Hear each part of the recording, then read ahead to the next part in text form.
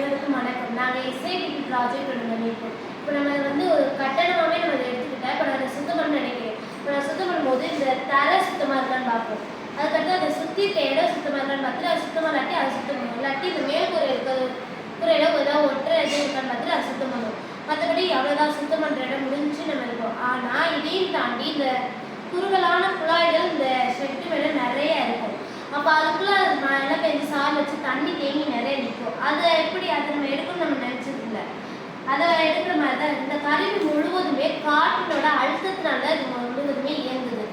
இப்போ வந்து வீடு, ஸ்கூலு இந்த மாதிரி வெளியே இடத்துலலாம் இப்போ வந்து குறுகிய பைப்பு தான் போட்டுருப்பாங்க, அதாவது சின்ன பைப்பு. இப்போ இந்த பைப்பில் தண்ணி போய் தேங்கி நின்று அதில் வந்து கொசுக்கள் நிறைய முட்டையிடும். முட்டையிட்டால் அந்த அங்கே வசிக்கிற மக்களுக்கு தான் அது வந்து ஒரு நோயை வந்து உண்டாக்கும். இப்போ அதை எப்படி தவிர்க்கிறது தான் நம்ம பார்க்க போகிறோம். இப்போ வந்து ஒரு பைப் இருக்குது, ஒரு பக்கம் க்ளோஸில் இருக்குது, இன்னொரு பக்கம் ஓப்பனில் இருக்குது.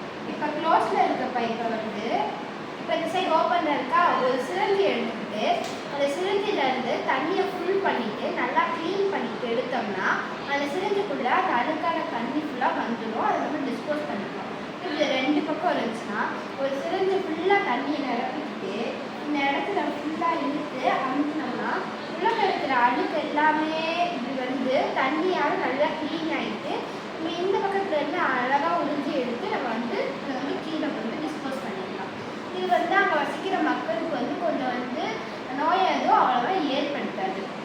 நாங்கள் ஏன் இந்த ப்ராஜெக்ட் எடுத்துருக்கோம்னா, சம்மர் ஹாலிடேஸில் வந்துட்டு குழந்தைகள் எல்லாருமே நிலநாள பகுதியில் தான் விளாடணும்னு நினைப்பாங்க. அப்படி விளாடும் போது இங்கே இந்த மாதிரி ஓட்டைகள் இருக்கிறதுலாம் தண்ணீர் தேங்கி கொசுக்கள் முட்டை எடுத்து இனப்பெருக்கம் பண்ணுது. அப்படி பண்ணும்போது குழந்தைகளுக்கு வந்து அந்த கொசுக்கள்லாம் கடித்து டெங்கு, மலேரியா, சிக்கன் குனியா, டைபாய்டு போன்ற நோயெல்லாம் வந்துட்டு குழந்தைகளுக்கு ஏற்படுது. இதை வந்துட்டு தவிர்க்கிற முறையில் தான், எளிமையான முறையில் தான் இந்த ப்ராஜெக்டை நாங்கள் பண்ணியிருக்கோம். அதை எப்படி பண்ணலான்னு பார்க்கணும். இப்போ வந்து 2 பைப் எடுத்திருக்கோம். ஒரு சிரஞ்சில் வந்து ஃபுல்லாக இருக்கும் தண்ணி, இன்னொரு சிரஞ்சில் வந்து தண்ணி இருக்காது. ஏன்னா நம்ம இந்த பக்கம் வச்சு அதை வந்து உறிஞ்ச போகிறோம். இப்போ இந்த தண்ணி உள்ள பைப்பை உறிஞ்சிடும், தண்ணி இல்லாதவங்க. இப்போ வந்து இவங்க என்ன பண்ணுறாங்கன்னா அந்த தண்ணியை உள்ளக்க அழுத்துறாங்க. அழுத்தும் போது உள்ளக்க ஃபுல்லாக க்ளீன் ஆகி அப்படியே பொறுமையாக அதுக்குள்ளே போயிடுது. இப்போ நம்ம வந்து இதை எடுத்துடுறோம். இப்போ வந்து இதை வந்து நம்ம வந்து டிஸ்போஸ் பண்ணிடலாம்.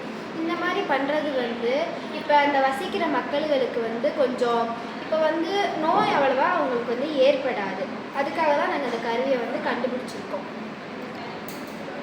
இதை வந்து நம்ம மாதத்துக்கு ஒரு தடவை இதை பண்ணோம்னா இந்த இது வந்து தண்ணியே தேங்காது, அது எந்த ஒரு அழுக்குமே இருக்காது. அப்போது இதனால காற்று மாசுபாடு கொஞ்சம் குறைக்கப்படுது. அப்புறம் இந்த இடமும் கொஞ்சம்